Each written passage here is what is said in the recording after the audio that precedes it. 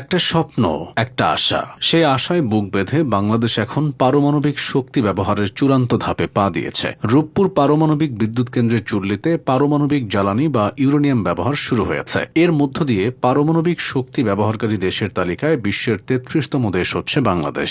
মূলত চুল্লিতে ইউরেনিয়াম জ্বালানি বসানো হলে তা থেকে তাপ তৈরি হয়। সেই তাপে পানি থেকে বাষ্প তৈরি হয়ে টারবাইন ঘুরবে আর সেখান থেকে বিদ্যুৎ উৎপাদন হবে। এই মুহূর্তের অপেক্ষাতেই ছিল গোটা বাংলাদেশ। অর্থের হিসেবে দেশের সর্ববৃহৎ প্রকল্প রূপপুর পারমাণবিক বিদ্যুৎ কেন্দ্র।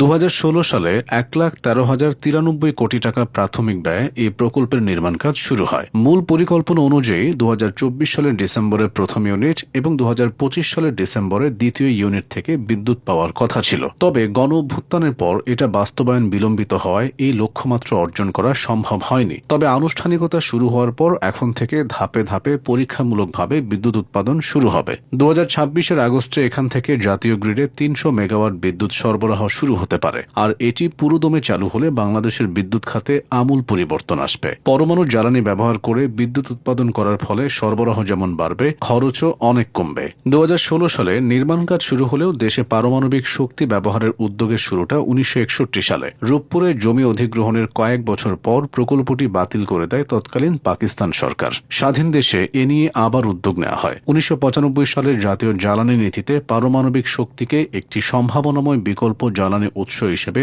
অন্তর্ভুক্ত করা হয়। ২০১১ সালে বাংলাদেশ সরকার ও রুশ ফেডারেশন সরকারের মধ্যে একটি আন্তঃরাষ্ট্রীয় সহযোগিতা চুক্তি স্বাক্ষর করা হয়। চুক্তির আওতায় ২০১৫ সালের ডিসেম্বরে বাংলাদেশ পরমাণু শক্তি কমিশন ও রোজাটমের ইঞ্জিনিয়ারিং কোম্পানি অ্যাটমস্ট্রয় এক্সপোর্টের মধ্যে পারমাণবিক বিদ্যুৎ কেন্দ্র নির্মাণের জেনারেল কন্ট্রাক্ট স্বাক্ষর করা হয়। চুক্তিতে বিদ্যুৎ কেন্দ্র নির্মাণ, যন্ত্রপাতি সরবরাহ ও স্থাপন, কমিশনিং, পরীক্ষামূলক পরিচালনা, জনবলের প্রশিক্ষণ এবং প্রাথমিক পর্যায়ে ৩ বছরের পারমাণবিক জ্বালানি সরবরাহ অন্তর্ভুক্ত রয়েছে। এবার আসা যাক ভিন্ন বিষয়ে। পারমাণবিক বিদ্যুৎ কেন্দ্রের জ্বালানি মূলত ইউরেনিয়াম থেকে তৈরি হয়। প্রথমে ইউরেনিয়াম অক্সাইড দিয়ে ছোট ট্যাবলেটের মতো জ্বালানি দানা বানানো হয়। এগুলোর ব্যাস সাধারণত ৮ থেকে ১৫ মিলিমিটার এবং দৈর্ঘ্য ১০ থেকে ১৫ মিলিমিটার।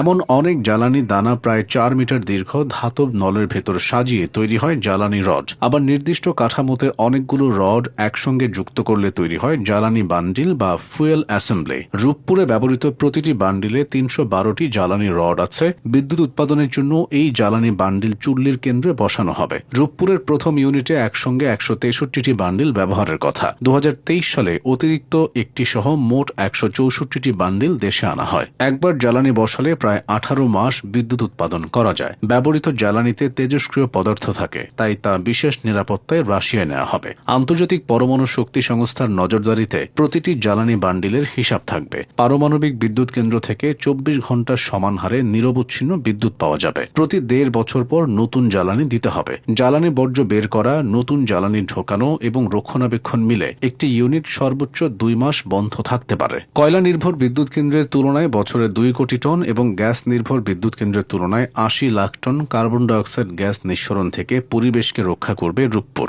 এই বিদ্যুৎ কেন্দ্রে প্রায় ২৫০০ মানুষের কর্মসংস্থান হয়েছে। নির্মাণ চলাকালে দিনে ২০ থেকে ২৫,০০০ মানুষ কাজ করেছেন রূপপুরে। সব মিলিয়ে রূপপুর পারমাণবিক বিদ্যুৎ কেন্দ্র দেশের ইতিহাসের সবচেয়ে বড় মাইলফলকগুলোর একটি।